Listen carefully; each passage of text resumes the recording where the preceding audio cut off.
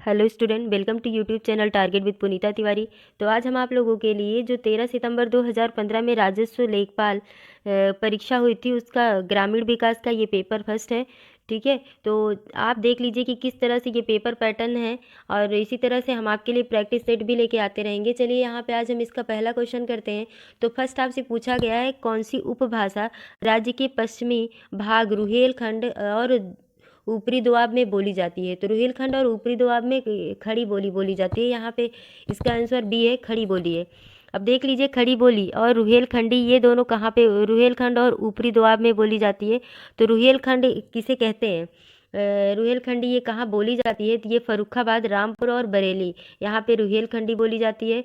आगे आता है आपका अवधी। अवधी लखनऊ, प्रतापगढ़, फैजाबाद में अवधी बोली जाती है। ब्रजभाषा मथुरा, अलीगढ़ और फिरोजाबाद आदि शहर में बोली जाती है। और बुंदेलखंड, बुंदेलखंडी ये झांसी, ग्वालियर, जालौन आदि, झांसी साइड इसे बुंदेलखंड कहते ही हैं, तो वहाँ बुंदेलखंडी बोला जाता है। झांसी, ग्वालियर, जालौन ये सब बुंदेलखंड में आते हैं। आगे नेक्स्ट क्वेश्चन पे देखते हैं।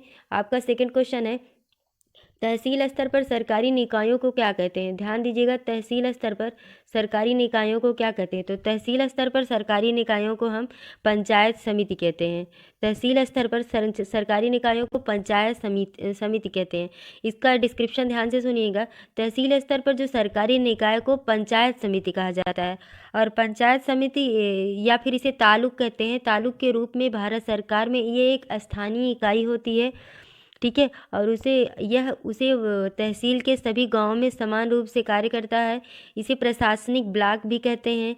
यह ग्राम पंचायत और नगर पंचायत के बीच की कड़ी होती है। तो अगर आपसे पंचायत समिति का पूछा है तो ये क्या है, ग्राम पंचायत और नगर पंचायत के बीच की कड़ी होती है।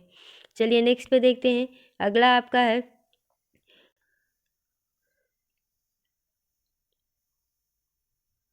नेक्स्ट आपका है 2011 की जनगणना के अनुसार उत्तर प्रदेश का सबसे अधिक जनसंख्या वाला शहर कौन सा है। तो उत्तर प्रदेश में सबसे अधिक जनसंख्या वाला शहर कौन सा था, तो कानपुर। दूसरे नंबर पे आपका आता है लखनऊ। अगर यहाँ पे कम जनसंख्या की बात की जाए तो सबसे कम जनसंख्या महोबा में है। ठीक है, सबसे कम जनसंख्या महोबा में है। अगर यही जनसंख्या घनत्व की बात की जाए तो पूछा जाए कि सर्वाधिक जनसंख्या घनत्व कहाँ है। यहाँ देखिए, ध्यान दीजिए कि जनसंख्या की बात की जा रही है, लेकिन अगर जनसंख्या घनत्व पूछा जाए सर्वाधिक, तो सर्वाधिक जनसंख्या घनत्व कहाँ पे है, तो गाजियाबाद में। ध्यान दीजिएगा, गाजियाबाद। ठीक है, गाजियाबाद में। और अगर कम पूछा जाए, सबसे कम जनसंख्या घनत्व, तो सबसे कम जनसंख्या घनत्व कहाँ पे है, एक सबसे कम जनसंख्या घनत्व ये आपका जो है सबसे कम ललितपुर है, ललितपुर। और सबसे कम जनसंख्या महोबा, सबसे अधिक जनसंख्या कानपुर में। ठीक है, तो चलिए आगे ध्यान देते हैं। आगे आपका है, हाल ही में केंद्र सरकार की प्रस्तुत की गई श्री रंगराजन की जो रिपोर्ट है, रिपोर्ट के अनुसार कोई भी ग्रामीण क्षेत्र में कितने रुपए से अधिक खर्च करता है तो वह गरीब नहीं समझा जाता। कितने रुपए से अधिक खर्च करेगा तो वह गरीब नहीं समझा जाएगा। अगर वह 32 रुपए से अधिक खर्च करता है तो उसे गरीब नहीं समझा जाता। लेकिन ये किसके लिए है, ध्यान दीजिएगा, तो ये ग्रामीण क्षेत्रों के लिए 32 रुपये ग्रामीण क्षेत्रों के लिए। अगर यहीं पे शहरी क्षेत्रों की बात होती है तो शहरी क्षेत्रों के लिए 47 रुपये पर व्यक्ति। ध्यान दीजिएगा, 47 रुपये पर व्यक्ति शहरी क्षेत्रों के लिए, जबकि ग्रामीण क्षेत्रों के लिए कितना है, तो 32 रुपये है। ठीक है, आगे आगे चलते हैं।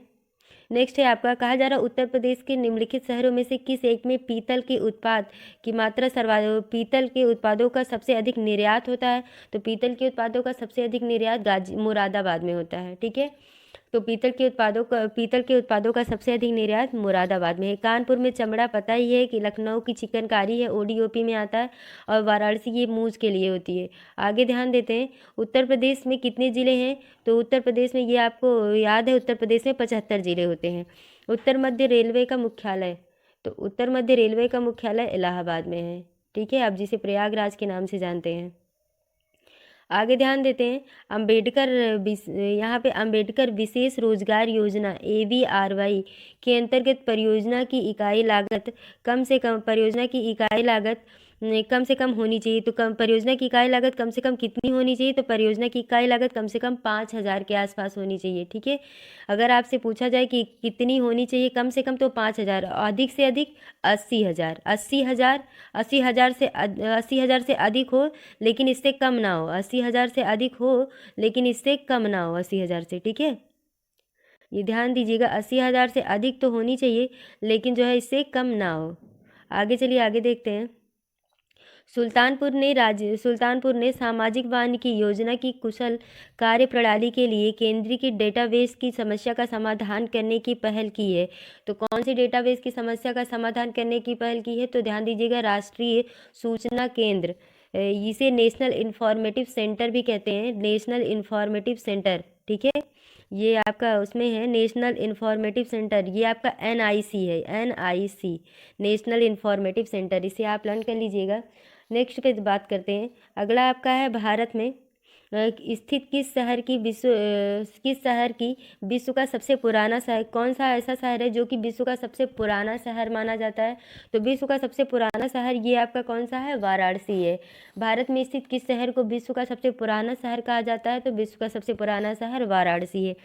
आगे यहाँ ध्यान दीजिएगा, आपका है भू कृषि रिकॉर्ड, ये कौन सा है? तो भू कृषि का रिकॉर्ड कौन सा है? तो भू कृषि का रिकॉर्ड ये गिरदावरी है। ध्यान दीजिएगा, गिरदावरी ये होती क्या है, इसके बारे में एक बार सुन लीजिए।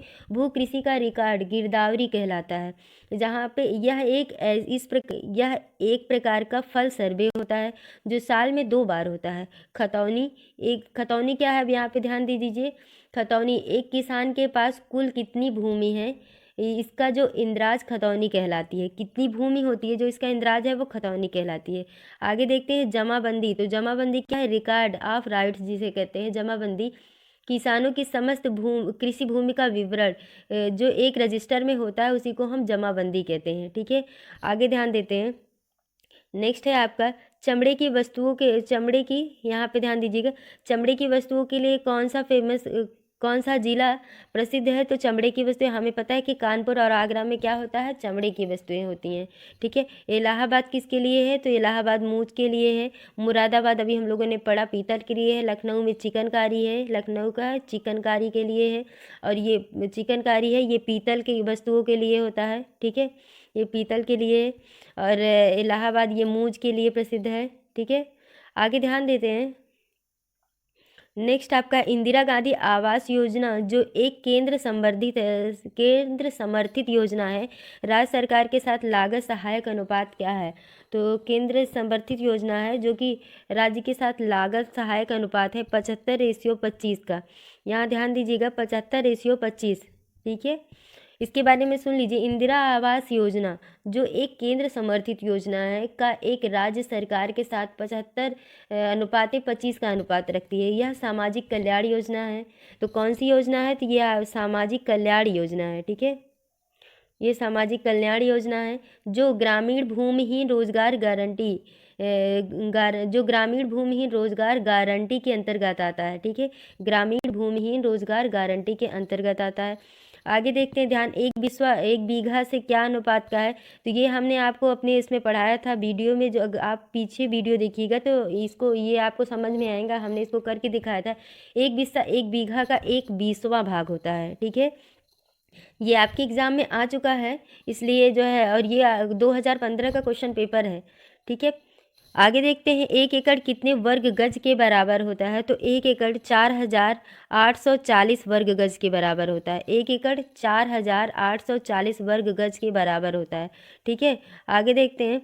आगे क्वेश्चन है NREGP, इसका पूर्ण नेम क्या है? इसका पूरा नाम क्या है? तो राष्ट्रीय ग्रामीण रोजगार गारंटी कार्यक्रम। राष्ट्रीय ग्रामीण रोजगार गारंटी कार्यक्रम, ये इसका क्या है? तो ये इसका जो है पूरा नाम है। ठीक है, ऑप्शन नंबर सी यहाँ पे सही है इसका, ये ऑप्शन सी सही है, रोजगार ग्रामीण गारंटी। जिला अस्पताल के लिए भारतीय लोक स्वास्थ्य का मानकों के लिए 1 लाख जनसंख्या वाले प्रत्येक जिले में कम से कम कितने बिस्तर होने चाहिए? तो 1 लाख जनसंख्या वाले प्रत्येक जिले में कम से कम 300 बिस्तर होने चाहिए। यहाँ पे ध्यान दीजिएगा, कम से कम 300 बिस्तर होने चाहिए। उत्तर प्रदेश की प्रमुख व्यावसायिक फसल क्या है? तो उत्तर प्रदेश की प्रमुख व्यावसायिक फसल है व्यावसायिक फसल है गन्ना। उत्तर प्रदेश की प्रमुख व्यावसायिक फसल क्या है? तो गन्ना है। आगे ध्यान देते हैं। आगे घरेलू व्यक्तिगत और सौर जल हीटर के लिए आर्थिक सहायता योजना के अंतर्गत उत्तर प्रदेश में क्या प्रोत्साहन दिया गया है? तो उत्तर प्रदेश में जो प्रोत्साहन दिया गया है वो है बट्टा, यानी कि जो है डिस्काउंट यहाँ पे। ठीक है, जो प्रोत्साहन दिया गया है वो बट्टा दिया गया है। आगे ध्यान देते हैं। ग्राम में एक गांव है, ठीक है, एक गांव में ग्राम के कितने, यहाँ पे मिस्टेक हो गया है, ग्राम के वार्डों, यहाँ पे ग्राम के वार्डों से चुने हुए कितने सदस्य होते हैं जिन्हें पंच कहा जाता है? एक गांव में ग्राम के वार्डों से चुने हुए कितने सदस्य होंगे जिन्हें पंच कहा जाता है? तो वो कितने होंगे? 7 से 17 सदस्य चुने जाते हैं और उसे क्या कहते हैं? पंच कहा जाता है। ठीक है, आगे ध्यान दीजिए। उत्तर प्रदेश के उच्च न्यायालय के प्रमुख न्यायाधीश की नियुक्ति कौन करेगा? तो कौन करता है? तो किसी भी राज्य के उच्च न्यायालय के जो मुख्य न्यायाधीश हैं उनकी नियुक्ति भारत का राष्ट्रपति ही करता है। ठीक है, तो भारत के मुख्य न्यायाधीश या फिर भारत के मुख्य न्यायाधीश और राज्य के राज्यपाल के कहने पर राष्ट्रपति करता है। ठीक है, सबसे पहले कौन थे? वाल्टर मॉर्गन सबसे पहले उत्तर प्रदेश के मुख्य न्यायाधीश बने थे। तो ध्यान दीजिएगा यहाँ पे इसका जो आंसर है, इसका आंसर क्या होगा आपका? एक मिनट,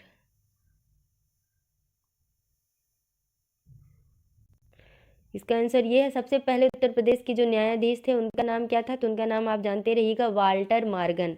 ठीक है, नाम क्या था? तो वाल्टर मॉर्गन। ठीक है, इनका नाम था वाल्टर मॉर्गन। ये उत्तर प्रदेश के मुख्य न्यायाधीश थे और उत्तर प्रदेश के मुख्य न्यायाधीश यही थे। ठीक है, अब चलिए आगे देख लेते हैं। नेक्स्ट क्वेश्चन पे चलते हैं। उत्तर प्रदेश में एक वर्ष में न्यूनतम कितनी ग्राम सभा की बैठक होनी चाहिए?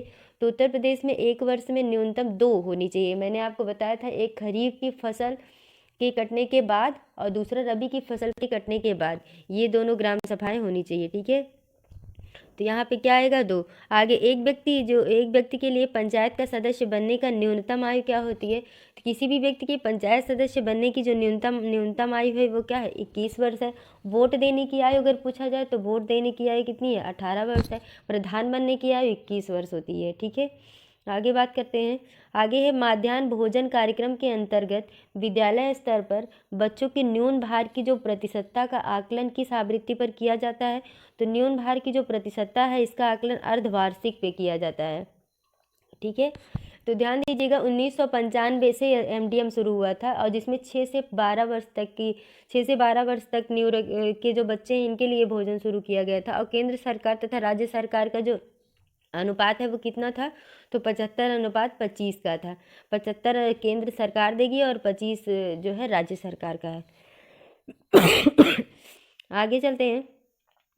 ये आपका एमजी नरेगा, ठीक है, एमजी नरेगा के अंतर्गत सामग्री संगठन के मामले में जो केंद्र और राज्य, भी जो पीछे हम लोगों ने पढ़ा, केंद्र और राज्य का जो अनुपात था वो कितना है? 75 और 25 का। ठीक है, इसे क्या, ये 2005 को चलाया गया था। मनरेगा जो आया था, महात्मा गांधी 2005 में जब मनरेगा शुरू किया गया था तो 25 अगस्त 2005, अगर आपसे पूछा जाए कब, तो 25 अगस्त 2005, ये आप याद कर लीजिएगा। ठीक है, इस योजना में केंद्र सरकार का 75% और राज्य सरकार का 25% योगदान होता है।